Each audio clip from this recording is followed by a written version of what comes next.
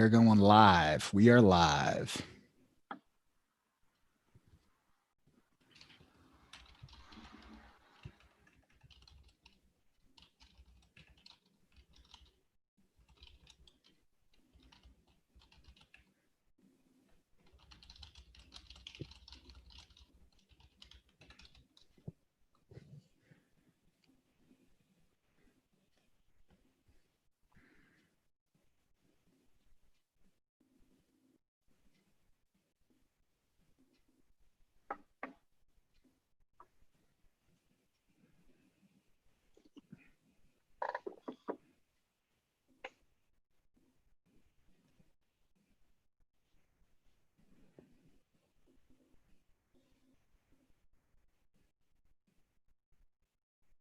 All right, let's see if we're actually broadcasting yet.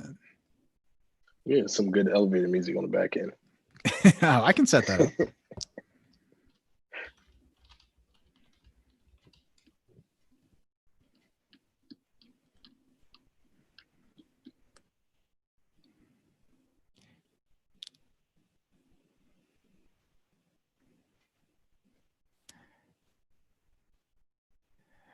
All right.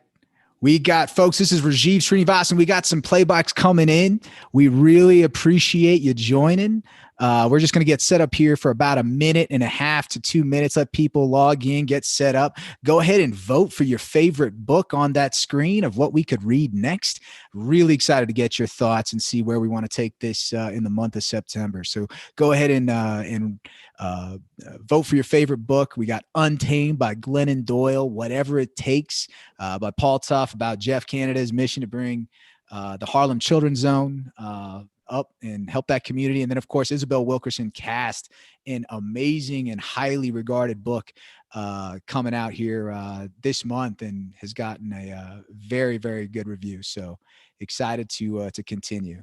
All right, I see people piling in. We've got about 15 viewers and growing. We've got Neil Neumann.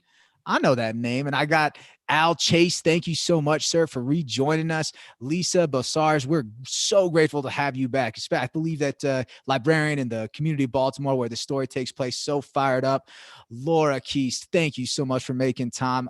Julie Drury, I'm just so happy. Melissa Boatwright's on. Chelsea Jacobs is on. Well, she kind of has to be on. She's my wife. So I'm just so grateful to see all these names returning, guys. It's just, it moves my heart to know that you guys are able to take a little bit more of your time on your precious weekend to come spend it with us. So grateful. We're going to give it one more minute and keep this thing rolling.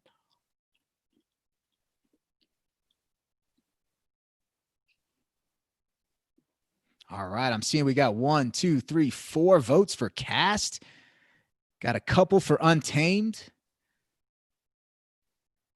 And it looks like Julie and Jackie loved Whatever It Takes. Honestly, we really can't go wrong. So I'm fired up about that.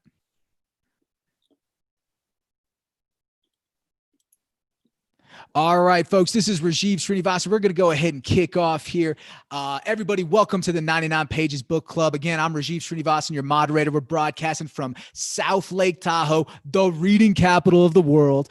We are on a mission to make reading fun and achievable for all. Each week, we read no more than 99 pages of a book, and we'll live stream a discussion with awesome panelists and Q&A right here. Even if you can't squeeze in the reading, that's okay. This is a judgment-free zone. If you enjoy what you hear, please hit that subscribe button on the channel because every vote of support counts. It just lets us know we're doing our job well.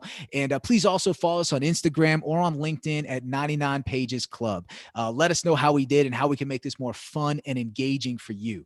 So before I introduce the panel again, please go ahead and log into that live chat to introduce yourselves. Let us know who you are, where you're from. And again, please let us know which of those 3 books you'd be down to read next. We got Untamed by Glennon Doyle, Whatever It Takes by Paul Tough, and Cast by Isabel Wilkerson. Really awesome selection that take us, kind of builds on what we've been reading with 5 days, just in a slightly different direction. So today we're going to read the second 99 pages of Wes Moore's 5 Days, covering the 5 days in Baltimore, Maryland, following the murder of Freddie Gray. So quick summary of where we're at. We got introduced to about 7 different characters up until this point. A high school kid named Greg who lost the opportunity to pursue a basketball scholarship due to bureaucracy and mismanagement of that Baltimore school system. We got Partee. He is the Black and very conflicted chief of police in Baltimore in the middle of the Mondawmin Square riots. Billy, the attorney representing Freddie Gray's family in the civil suit, trying to step up as a leader in the community. We've been introduced to Anthony, the Black owner of a small business, Shake and Bake, that he's trying to defend it from these rioters and trying to identify himself as, hey, I'm part of the solution.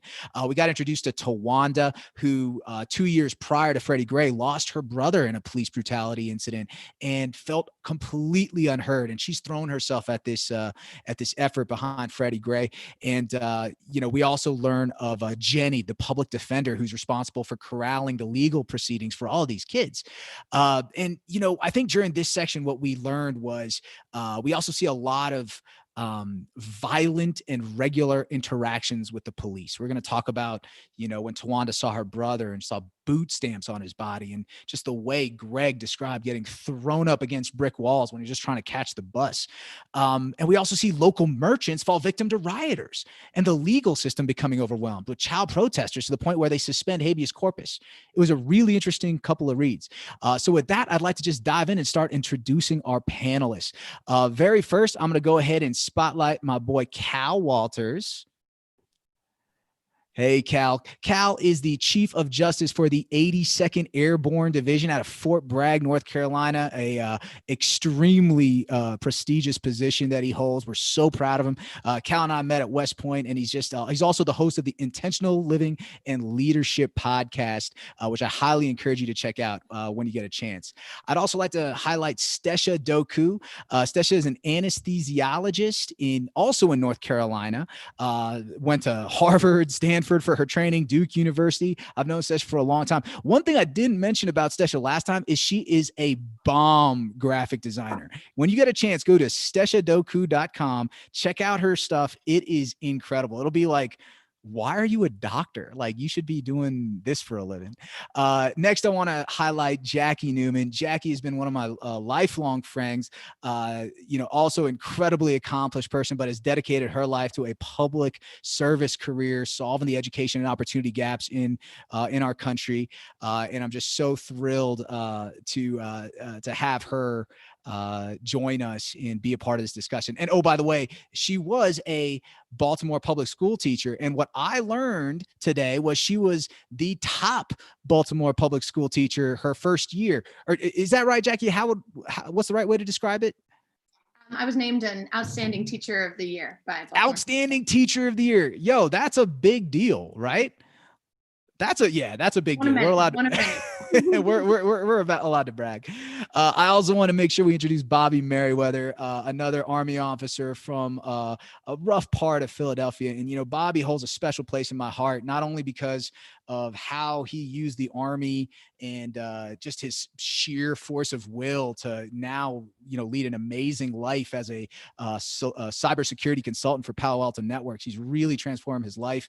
But you just see that smile, you see that energy. He brings it everywhere he goes, and it just warms your heart. And then lastly, I am really honored to introduce you guys to Mr. Shemar Powell. So Shemar Powell and I met through Jackie. Shemar grew up in Baltimore, and he was in high school when all of this was going on. And believe it or not, despite all those things stacked against him, and I've heard a little bit of his story, he is now a sophomore studying at one of the best colleges in the country, Moorehouse. Yeah, he's proud of that. That's okay. You can flex a little. That's good. You've earned it. And he has, just so just so generously decided to spend some of his time with us, and we were just so grateful for you, Shemar, for making this time happen. So if it's all right with you, we can go ahead and start with some questions. And by the way, folks, on the live chat, if you would like to ask a question, please go ahead and dive into that live chat, and we'll be monitoring for questions for Shemar. If you want to ask him about what it was like, etc., we'd love to make sure that you all get a chance to to voice your thoughts. So Shemar, I'd love to just give it to you and take it away, my friend. Like, I would love to just start off by, can you just tell us what it was like growing up? Like, tell us about your community, tell us about yourself, and what it was like to grow up in Baltimore during this time. I first want to take the opportunity to just say let's get justice for Breonna Taylor. Now that I've gotten that passed, growing up in Baltimore, like many children, you have many hopes and dreams of doing big things like becoming the next rapper or being a doctor, even being the first Black president. But there are many things that stop these dreams and make you feel like you can't reach them. A major problem growing up in my community is that the fact that you only feel safe walking in your neighborhood if you're with a group of people or if you're carrying a gun. But when you are with that group of people, you are generalized, and people now feel the need to watch you because they think you're up to no good. And the problem with that, with the second option, is that when you're carrying a gun, is that you never know when you're going to be stopped by police. Because for Black people that look like me, you could get pulled over or arrested just because of the color of your skin, or as some may call it, driving while Black. And if you get caught with a weapon, that's probably not licensed. Your life is now in prison. Like, you're giving up about 10 to 20 years of your life, or for many, the rest of your life.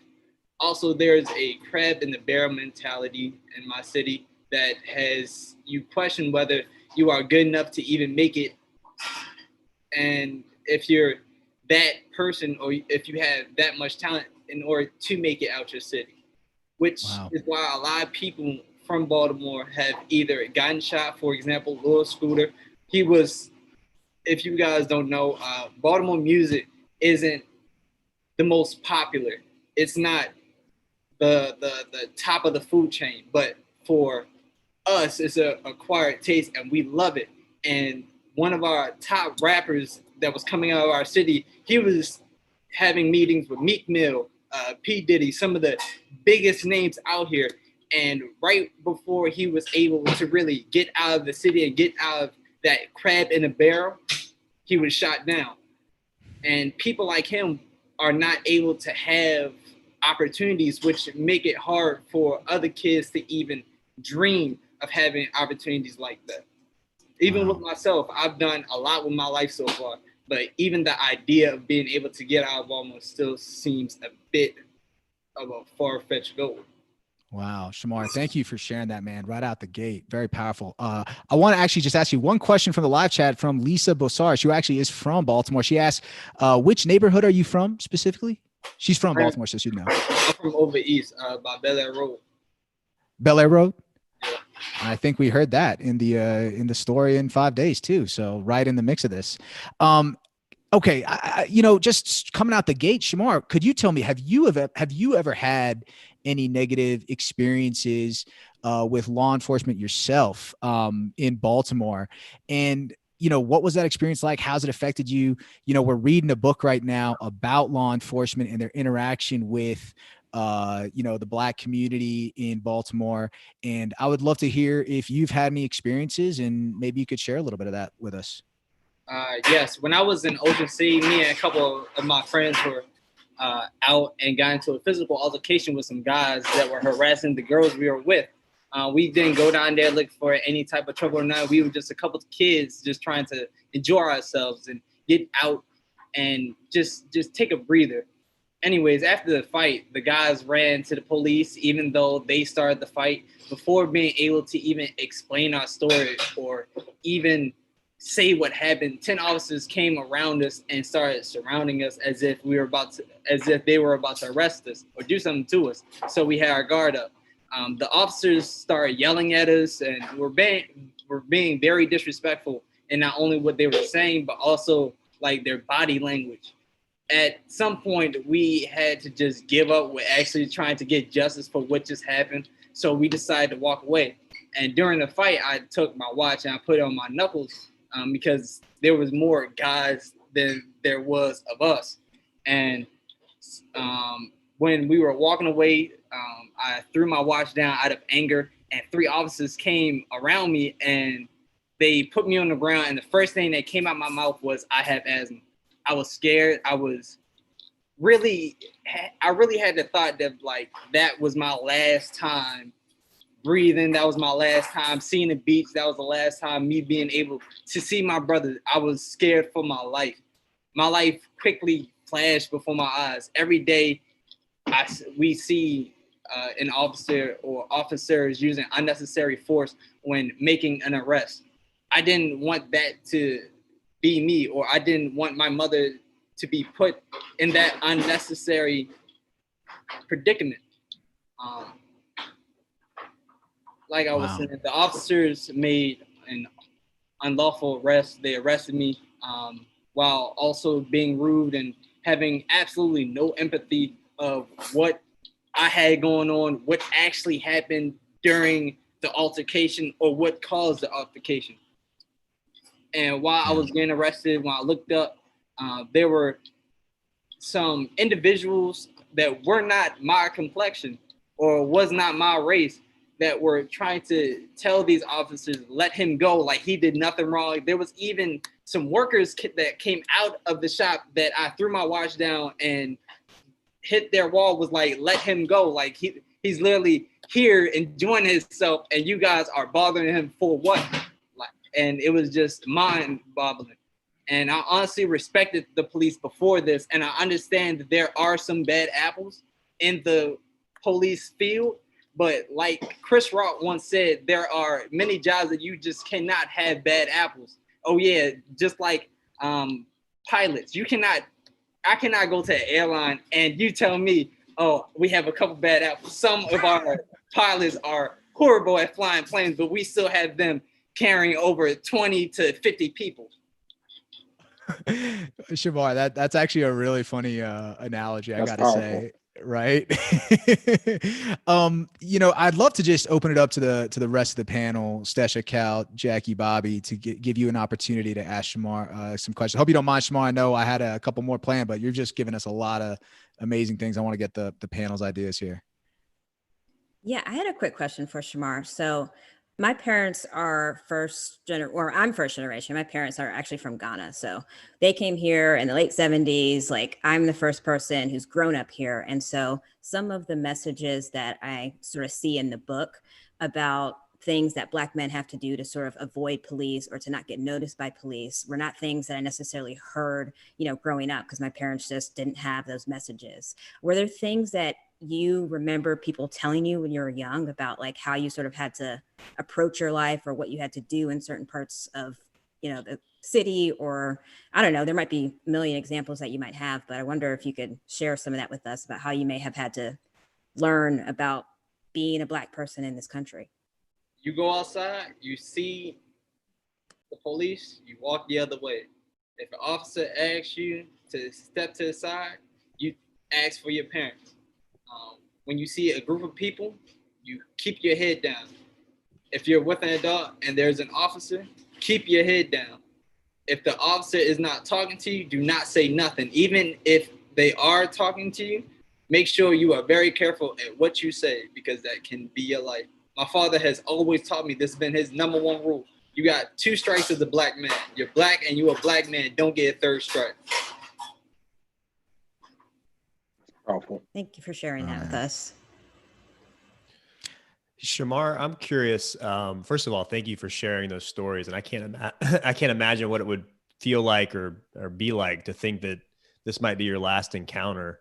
I'm curious though, did you have any good examples of police that you interacted with, or did you see any police officers doing things right that you think other police officers should emulate? I think one of the problems we've seen with policing is that it's gone from protecting to enforcing. And I'm just curious if you have had any examples either growing up or maybe since then that you would bring up as good examples of policing. I don't personally know of any situation where a police officer has done their job, but I do know a couple of police officers that because of their work, they are respected around the community. For example, Xavier Waters, he is a officer in Maryland, and he is respected around the community. My uncle's best friend is an officer, and when he goes outside, he puts his badge on, or he doesn't have his badge on. He's respected around the community. So there are officers that are able to enforce and not do too much when it comes to the job and actually respect the community that they're enforcing. Excellent. Bobby, Jackie, I would love to give you guys a chance to jump in here as well. My mind is just ticking right now because I mean, and Shemar and I, as we talked just prior to the live stream, you know, our cities are really close to each other and we have a lot of similarities.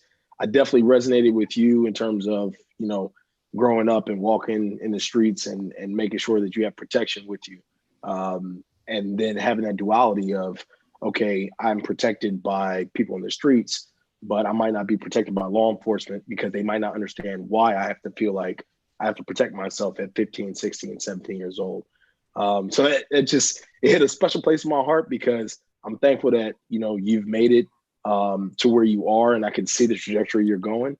It reminds me a little bit about myself, but I feel like you have a much more stronger trailblaze that you'll have from where I've made it to.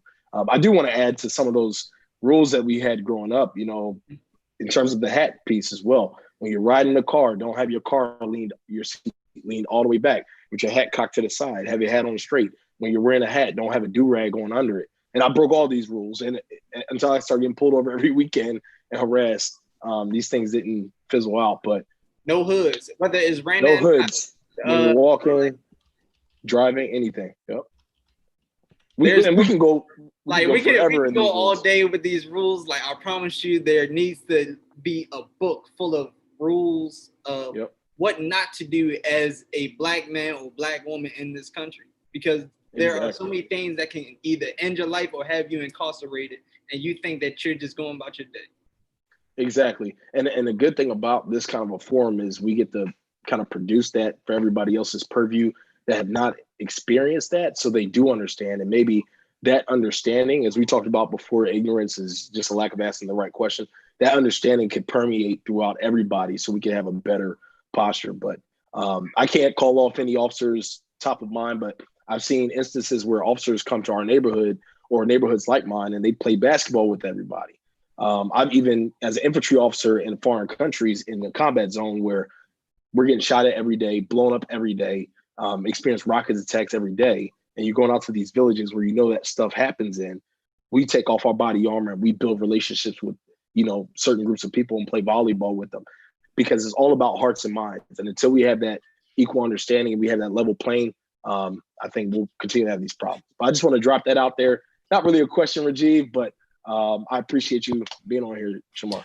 Well, you know, I think even though it's not in the form of a question, Bobby, I think what you're doing is you're adding validity to Shemar's story, right? You're saying that, hey, I'm from a different town and I've had the exact same experience. Like it's, you know, one piece in a what's a larger national story. If you don't mind, I got a couple, you know, questions from the live chat that I'd love to bring up. One from, let's see here. So this is an interesting question, Shemar. Would some of the violent reactions on the part of the police officers be better if there was no possibility of guns in the hands of the streets? Like, do you think that if we had a better handle on weapons of death in the civilian community, then police officers would feel less threatened, right? Because like, I know Cal, Bobby, you know, the three of us, we were all infantry officers in Iraq and Afghanistan, right? Like we know what it's like to walk around and feel like your life is in danger. And when you're a police officer and you're responsible for policing a nation with, you know, 300 million people and just as many guns on the street, like, no, I can empathize with an officer that might feel like, hey, this is a violent community. I'm more prone to violence myself by the nature of the community. So Shemar, I'd love to hear your thoughts, man. Like if we did a better job managing the gun proliferation rate in this country, would that, in your opinion, bring police reaction down to a reasonable and commensurate level? I mean, that's going to control how many guns is in the community, but it's not going to stop the violence. You can't fight fire with fire. If I'm hot-headed, or if I'm a hot-headed officer and I'm already having a bad day, no matter if you have a gun or not, if you move just to reach your wallet or reach for your ID, if I shoot you, not even 9 times out of 10, most likely I'll get away with it. But if the shoe was on the other foot, I'm going to jail that night, or I'm going to jail very soon. And there is no possibility of me having a non-guilty verdict. So just getting rid of those guns will not do anything for us. I would like to couple on that as well. It seems that in a lot of areas where there is a high murder rate or high violent crime rate, they have stricter gun laws. So if we restrict law-abiding citizens from being able to protect themselves and their families, they might fall more victim to the people that aren't abiding by those, legal rights of owning a firearm.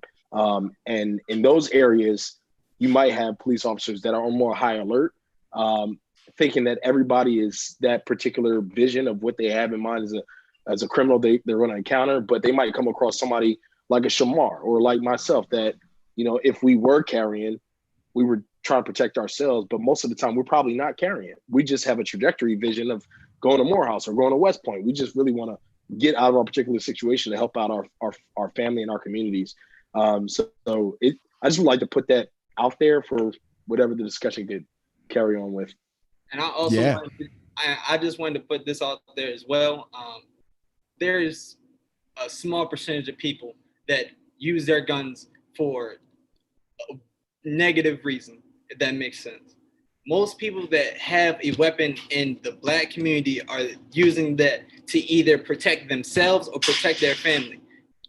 We as a community are not here to hurt anybody as a whole. And it just hurts, and it's disappointing to feel like I'm going to work my tail off 24/7, 7 days a week, 365 days a year. And I gotta worry about my son going outside to play basketball. Or I gotta worry about my daughter trying to just hang out with her friends because I don't know if someone from my race is going to harm them or harm me, or if it's going to be someone that's here to protect my community. Yeah. Shemar, it's well said, man. I appreciate the passion and and honestly, like to me, I mean, Shemar, how old are you? You're like 19? 19. You're 19 years old and you're on a live stream with a bunch of old people like us, and you're asked to represent your race and asked to answer for these like tough questions. Man, I think I speak for all of us when I say we're very grateful and very impressed with your storytelling ability, your charisma, your passion, and your professionalism. So thank you very much for that. I got to jump in and just say it is every teacher's dream to find a student like Shemar.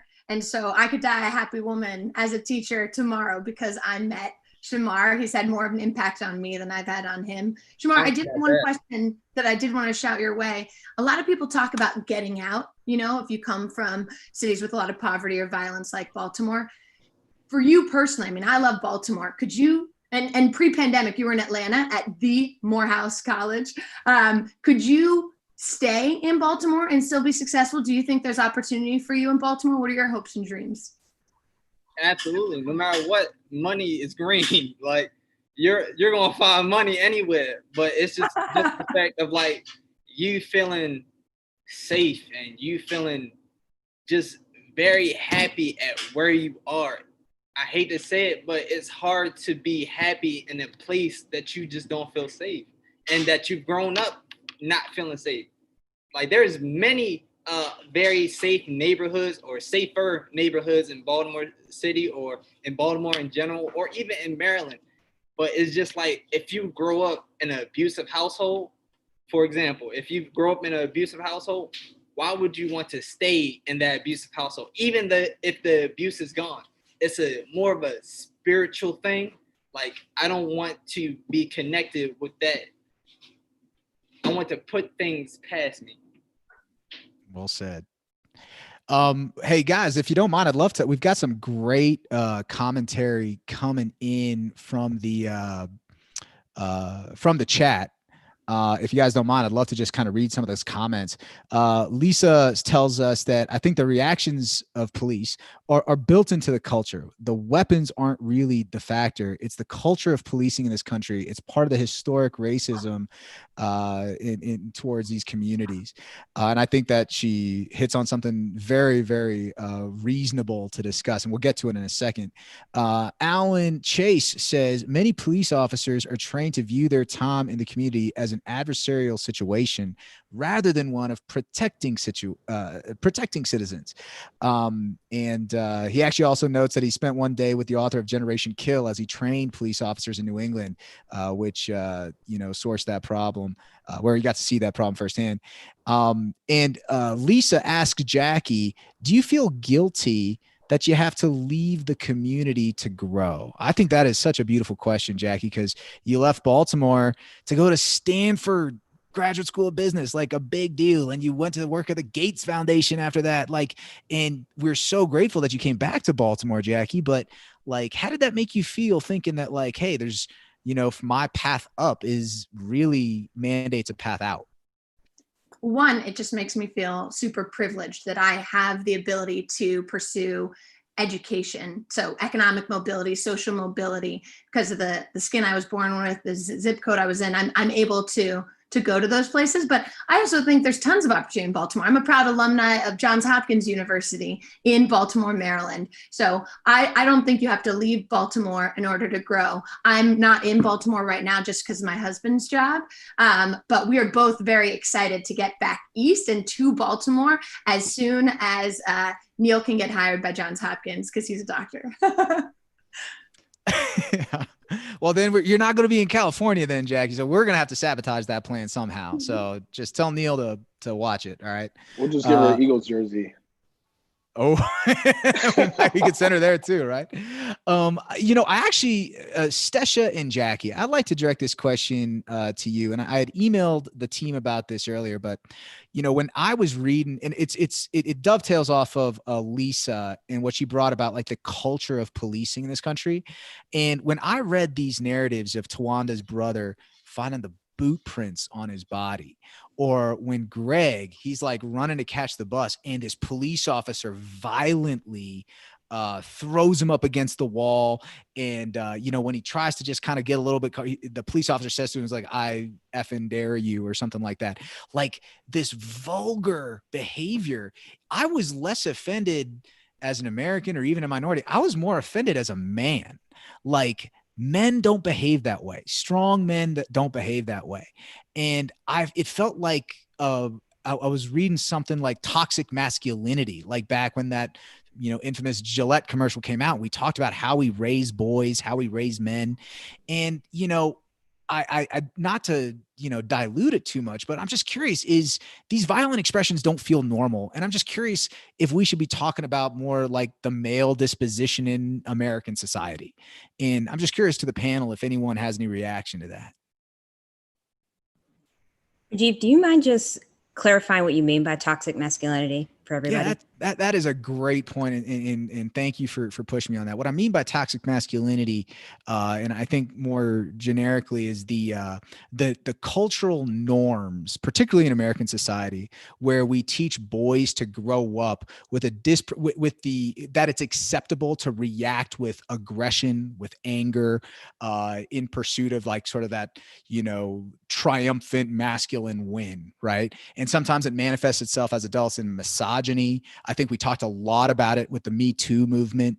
I think, and I do believe that excessive violence, and this, I don't believe it's unique to any race, to be honest. But I think that if we set these cultural norms at young ages, that it's okay to react with just sheer aggression, and this is how you dominate, this is how you win.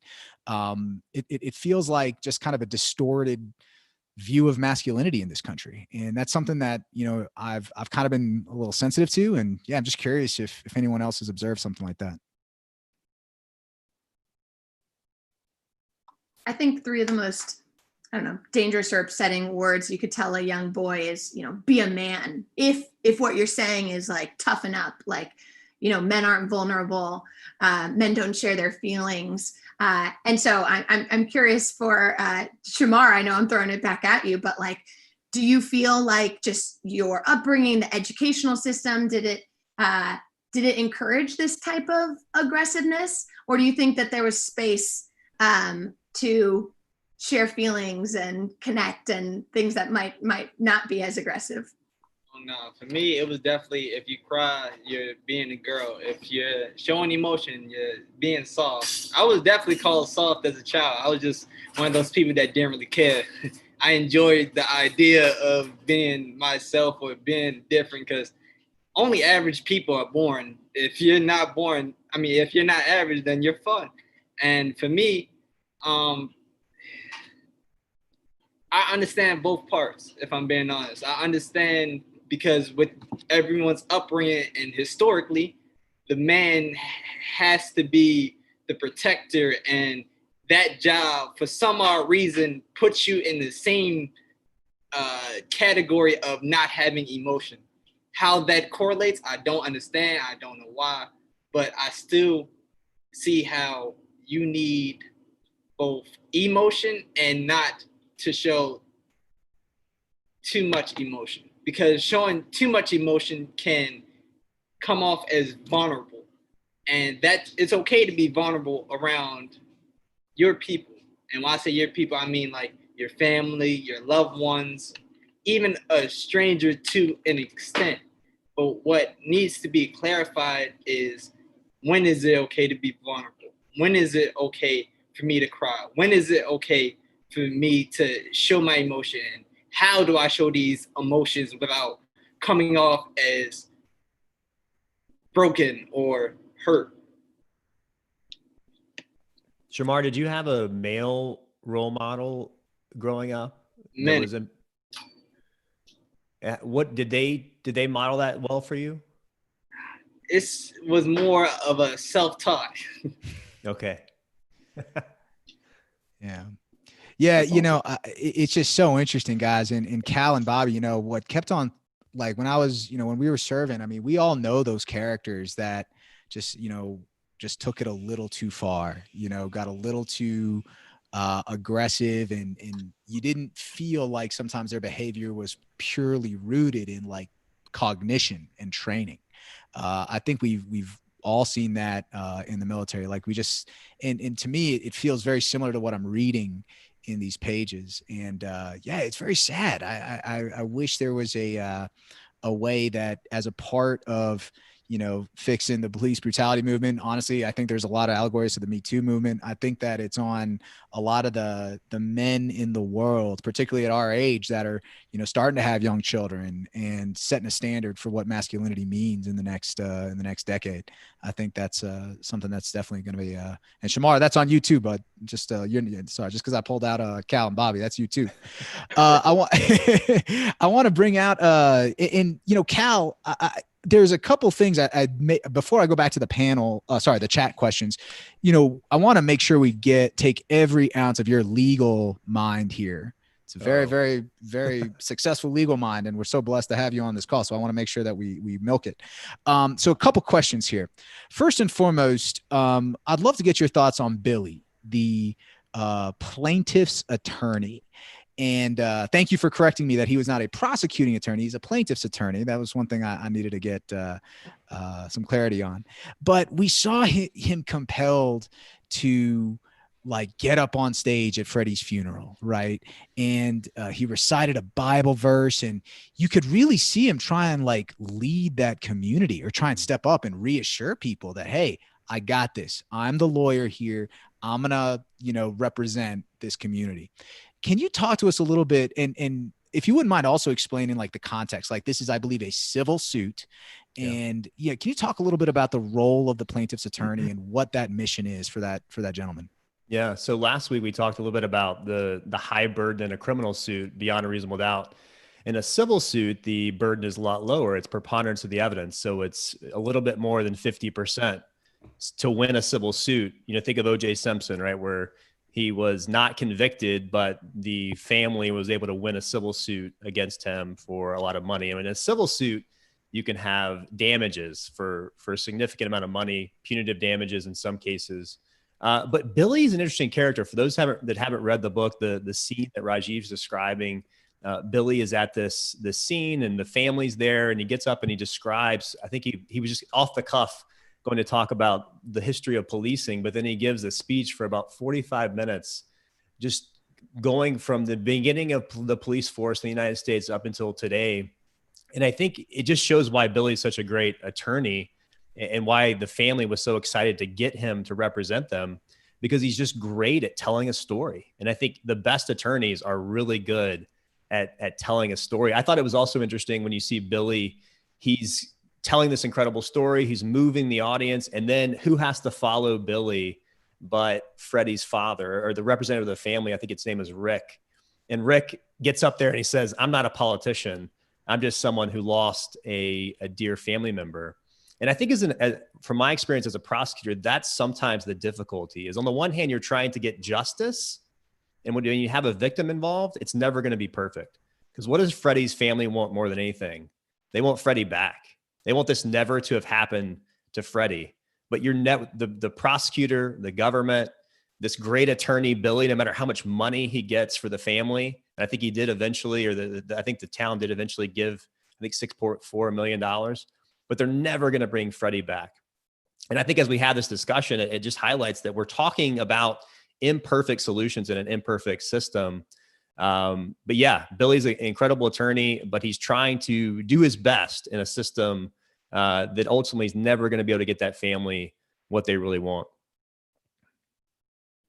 Excellent question, Cal. That's a hard one. And, the fact that, well, I guess, does it mean, and forgive me for being a legal novice, and I think we got a lot of legal novices here. I appreciate that a civil suit, the preponderance of an evidence seems like a lower bar than beyond a reasonable doubt in a criminal suit. But this guy died, right? Like, and I imagine, whether it's Breonna Taylor, whether it's, Philando Castile, whether it's all these other folks that we read about in the papers, obviously George Floyd, like, when someone's death is at hand, I mean, I guess what I'm curious about, in your opinion, is, if, let's say, hypothetically, every civil suit is won, but none of them are criminal suits, does that actually change behavior? Like, can we actually change a major national problem with a series of civil suits, or does one really big criminal suit need to happen? I think it does have an impact. I mean, a lot of money was paid to the family, and that doesn't necessarily look good on the city to lose a suit like that. So in criminal law, we have 4 or 5 different reasons. I mean, one question for the panel is, why do we punish people? If you think about that, why as a society do we decide to punish people for crimes that they've committed? And it's a couple of different reasons. One, general deterrence. We want to deter people generally from doing crimes. And then we also have specific deterrence. We want to deter that specific person from committing other crimes. We also have rehabilitation. We want to rehabilitate people in society. And then we also just want to punish people. We call it just deserts, to literally punish them, retribution for what they did. And so that's really the whole purpose of criminal law, is to meet one of those 4 or 5 different theories of punishment. In this case, I think probably the goal of the prosecuting attorney in a criminal sense is to generally deter police officers from acting this way. Or specifically deter these specific police officers from acting this way in the future. And so that's really the difference, I think, between civil suits and criminal suits, is we're kind of at different goals as a society. It's society acting out through the trial to try to get at those different reasons for punishment. I love that philosophical question. Let's open it up to the panel. Like, what is the purpose of the punishment and the results here? Like, are we actually trying to, you can't bring these, victims back, and, it's just one police officer in a larger institutional problem. And I want to get to a question here in the chat about police training, but I think Cal brings up a really good point. What are our expectations of this legal system, whether it's a civil or criminal suit? Like, what is the purpose of punishment here? I'll just say, it makes me think about schools and suspension and expulsion. I mean, a lot of people have been challenging what has become a school to prison pipeline. It makes me think of, okay, so if you're struggling in school and you act out, let's remove you from this positive environment. And now again, what can a teacher do in order to deter the behavior, in order to, hope that the kid learns a lesson? But it is something that schools are thinking about, just outside of the law. The use of punishment in schools. How can we rethink what punishment looks like in schools in order to not push students outside of school and have them lose days of learning, but are there alternative and innovative ways to think about that? Well said, Jackie. Anyone else on the panel have some thoughts to add here? Yeah, just going off of what Jackie said, with schools and the expulsion and suspension thing, that still is a very vague idea to me, because like I got expelled from my high school in 10th grade, and the only thing I learned from that was I should have been left to school. Like there was no real self-evaluation there. I just saw it as, okay, I'm able to be home and I'll be at a new school next year. What about sending me home, or what about jail? Are you trying to teach people, don't do what you just did? There's a better way to handle a situation. Here's how you do it. Well said. I want to actually, if you guys don't mind, there's a really awesome string in the chat with some folks that are both educators, librarians. We got military officers. Like it's really awesome. And it starts out with Julie Drury actually pointing out another really awesome book on this subject. If you ever get a chance to read it, it's called Talking to Strangers by Malcolm Gladwell. And it is a really powerful book that actually starts out with, these gaps in communications. And I believe the victim in this one is Sandra Bland. And she was in Texas, and a police officer did some, and there's actual audio's there. And you're like, whoa, this guy is way amped, like beyond the level of intensity that he needs for this very simple traffic stop. And, she describes, we talk about the training police receive, and namely what Malcolm found is just basically escalation training, right? And almost like they're not necessarily designed or trained to see race necessarily. And it's really interesting. And then Scott Krosick, who is not only an extremely successful educator and chief academic officer at HCBU, but he's also a former West Point professor. He says that his brother, a former police officer, repeatedly talks about the need for a solid liberal arts education in order to change the culture of police departments. And Lance Dietz, one of our West Point classmates, counters like, hey, I think that would cost a ton of money and resources. And how are we going to do that with a current narrative of defund the police? And I think it's really interesting. Like, is the answer more or less training, or more training or less policing? And I think it's just a really interesting debate here. Stesha, I would love to bring you in here. I think, you've done a great job being patient, but I think we've earned some of your wisdom, if you don't mind. When you think about the nature of, policing in this country, like, do you think that we could, like, if you were, attorney general for a day, like, how would you design training for these officers so that they become a little bit more sensitive and aware of their own bias? Is that a fair question? Yeah, I think it's an interesting question. First of all, you don't want me being attorney general. That I just should have put on the table. You don't want that. But to answer your question, when I think about sort of the training and how sort of police departments are today, I don't know the intricacies of how they exist right now. But one of the things that is interesting is that in 2020, we can look back at Freddie Gray and see how they sort of handled things with reforms in terms of how things happened after him. And so you guys might remember that immediately after, well, maybe not immediately, but not too many months afterwards, the mayor actually asked the Justice Department to take a look at what had happened with Freddie Gray and take a look at the Baltimore Police Department and do an investigation. It was very interesting because what that report says, and you can actually look it up because I remember looking it up at the time, it's online, it's 162 pages. It's quite scathing. What they have to say is that the system itself in terms of the police department was set up to actually specifically sort of target Black communities. So you have a system that's specifically meant to go into Black communities. And so irregardless of what the bias is of individual officers, you're putting them in a situation where they're going to be trying to police people that they, do not know, police situations that they're not familiar with. And it makes it so much harder for us to then say, let's focus on specific training for the specific person, as opposed to changing the system in which they would even be in those situations in the first place.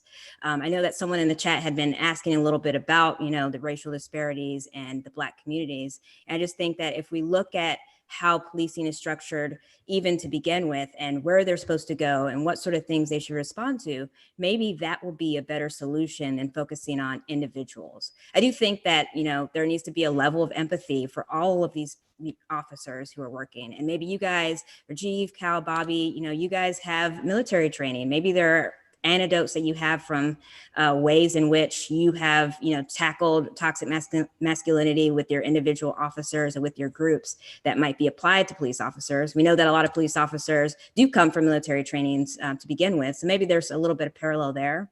But I think that trying to keep these situations from even occurring may be a better solution than focusing on the individuals. That's really well said, Stesha. You actually remind me of a story that I told, or the story that happened to me. So when I was in Afghanistan, and I think this is actually true of soldiers in Iraq, a common derogatory term that we called the enemy, we'd say Haji. We've done it in every conflict, right? In Vietnam, we called the enemy Charlie. In Cold War, we called him Ivan or whatever. It's just human nature. You want to minimize and think of your enemy in one dimension. It's a lot easier when you have to go to war and fight them. And I remember going around these communities, and these young soldiers are like, "Hey, kill that Haji, search that Haji," and I had to pull them all aside and pull them back, because I had known from my own training that the word Haji in the Muslim faith is a term of respect and endearment, as someone who's completed the pilgrimage to Hajj. And so when the kids in the community hear, "Hey, go kill that Haji," what they hear is, "Hey, go kill that grandfather, go kill," they kill like that respected elder that's really close and a wise man in this community. Like it's like those simple cultural things that, only because of my own, major in college, I majored in Arabic. So I was able to reference that. But had I not really, been thoughtful about that and spent a lot of time in the Middle East prior to my deployment, I don't know if I would have been able to call that out. And so I guess what I'm boiling down to from my military training experience is just levels of exposure, and just how much can I spend, not in uniform, but just in civilian clothes, in a t-shirt and shorts, just going out and getting to know the community and being able to feel its pulse. Actually, Julie Drury has a great point here. I think that having part of police training in schools may help avert the standoff, like at the mall when the students were released from school. It's all about relationships. So actually having the police train in schools to kind of get to understand how kids are acting, I think that's a fantastic idea. Al also adds, "I was once speaking with a police recruiter who told me we tend not to hire really intelligent people because as a cop on the beat, they would be bored and they tend to ask too many tough questions." That's very interesting. Lisa also adds, right here, we had a consent decree, which was a big deal. WYPR did a nice look back over the last 5 years to now. There are limitations on that too. And just a very interesting dialogue. Cal, Bobby, I'd love to bring you in here. Did you have any experiences as officers where that kind of relate to this, like kind of educating and training soldiers who may be pushing the line? Absolutely. I think, one thing I found was interesting is where I grew up in Philly, we have a very high Muslim population. So I didn't grow up Muslim myself, but a lot of my best friends grew up Muslim. My first next door neighbor was actually Jewish, and he ended up moving out. But I grew up in the environment where you could learn and acquire cultural appreciation by being in the mix. So I kind of took that over to Afghanistan, and I would hear certain similar things and had to put a light of awareness to the soldiers that were not able to, they weren't privileged to have that experience. So I think ultimately it comes down similar to like learning a language. You can never get proficient at learning a language or a culture or anything like that unless you're actually in the mix. So when you mentioned, Rajiv, levels of exposure, I think the best form of exposure for a job that requires life and death decisions like policing needs to be in the community. You have to be a part of it. We heard Shemar talked about those respected police officers. They're respecting their community because they're in the community. You know what I mean? So we took that same approach in Afghanistan, where they weren't very receptive to me because of the color of my skin, even in Afghanistan. But when I got out into the community and I was trying to learn a little bit more about their particular culture, learn a little of the language, eat food with them, and actually break bread with them and appreciate them, they saw me in a different light, and they will respect me and my team because of that. So I think if, we had more police officers that went back to where it used to be, where they were actually walking the beat and meeting and greeting everybody, they would get a lot more respect, and they might overall add to the appreciation and understanding of each other. And that might also solve some of the crime challenges too. So I think we just need to get back to that. And until we do, there probably won't be as tough of a understanding that we need. Excellent. Cal?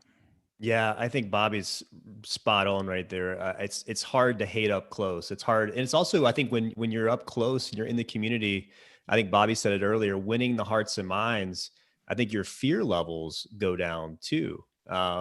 So much, I think, about policing. And I think we have to be willing to empathize with the police. Like, it is not an easy job.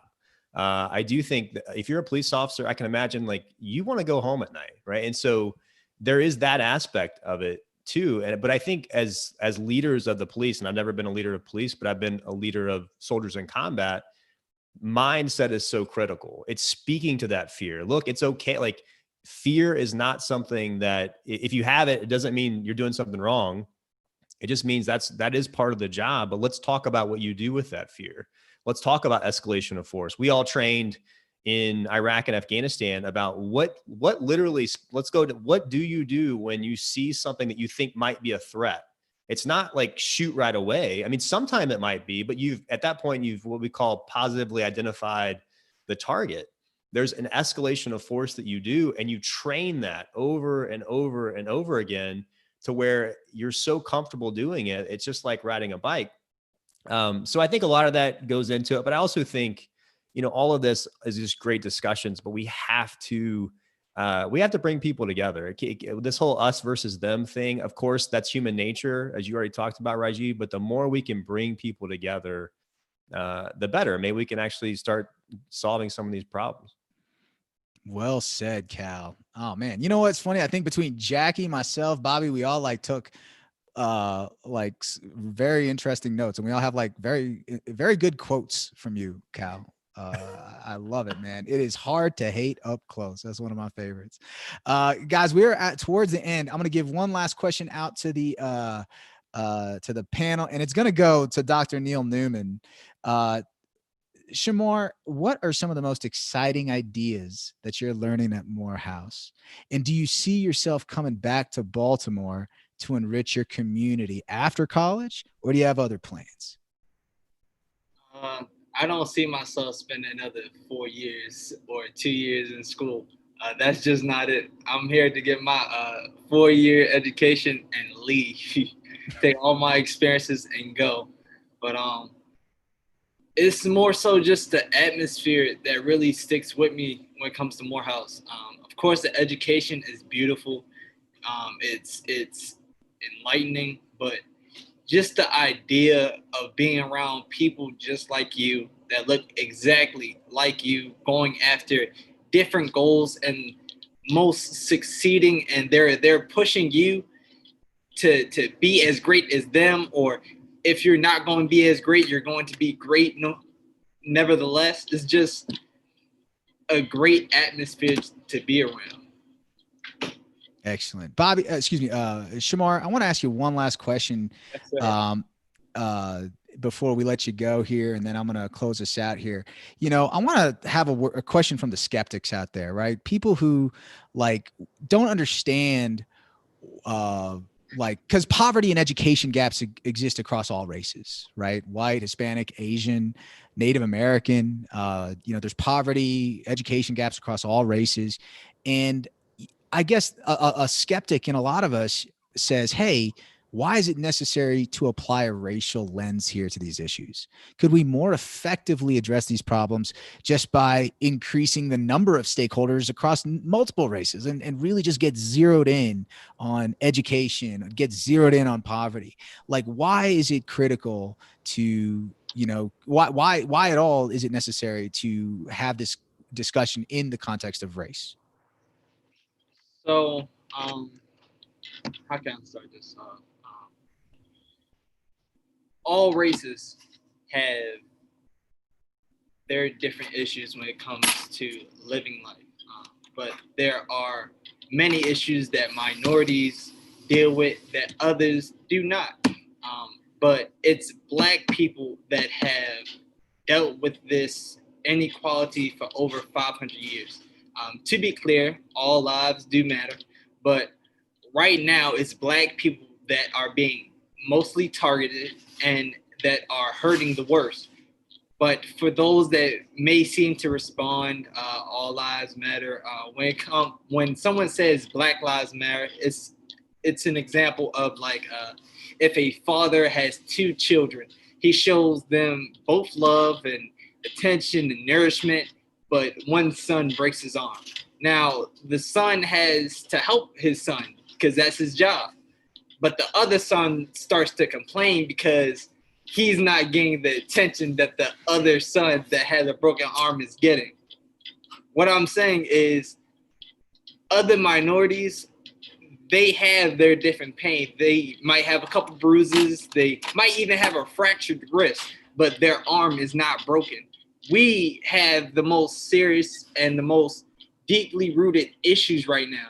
And before we are able to help others, we must be able to help ourselves. Boom. What a excellent way to cap this off. So folks, this is going to conclude our panel. I just want to get a big thank you to Shemar. This was a very brave thing for you to do. Great and job, I think Shemar. Everyone on the channel, on the chat, we're all just so excited for you. Did you invite your parents to this or your family? Is anybody watching this right now on your behalf? I think he's on mute. You're on mute. You know what? He did that on purpose. He was going so smooth until I called him out. I promise you they will be there for the next episode. All right. And we hope there will be. I want to give a big shout out to Stesha, Cal, Jackie, and Bobby for making time to sit on this panel. And I want to just, before we go, I want to read a little bit of a quote from this, from page 184 of the book that actually made me think a little bit, very optimistically. It is from the perspective of Anthony, the owner of Shake and Bake. He turns on the local news and, the image on the local news was not one he had seen yet. It was from that morning, not the night before. The CVS was no longer burning, but burned out. In front of it was a young girl, no more than 10 years old, wearing jeans, t-shirt, and yellow work gloves. In her hands, she grasped a shovel that seemed to be as tall as she was. Over and over again, she shoveled away trash and debris, both remnants and symbols of the night before. Anthony could not take his eyes off this little girl, who first thing in the morning wasn't dwelling on what went wrong, but had her eyes set on what was next. She was strong and beautiful. She was resilient. She was Baltimore. And I thought that quote was just very beautiful. It was telling of kind of the strength and the soul of this city and the people that are here. And just thought that'd be a great note to conclude on. Folks, please do continue voting for, we're going to put out polls on LinkedIn and Instagram on the books that we're going to choose next for next month. We will see you again for the last 99 pages of this book next week, August 16th, same time, same YouTube channel. And again, if you like what you heard today, you had a good time, you want to be a part of this community, please hit that subscribe button, give us a little vote of support. And we really appreciate it. Hope you guys have a wonderful Sunday night and a wonderful next week. Thanks, everybody.